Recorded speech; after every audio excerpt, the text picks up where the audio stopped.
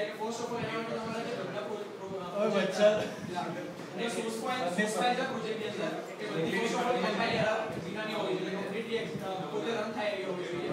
અને બધાની અંદર ખાલી બધાની ડિફાઇન એક ક્લાસ હોવો જોઈએ કે જ્યાંથી એનો ફ્લો ચાલુ થાય પ્રોજેક્ટ અને પછી તમે પ્રોજેક્ટમાં રાઈટ ક્લિક કરીને બિલ્ડ આવશે બિલ્ડ ઓપ્શન આવશે અને એની જાર ફાઇલ ક્રિએટ થઈ જશે આખી અને પછી કમાન્ડ પ્રોમ્પ્ટમાં જઈ અને જ્યાં તમારી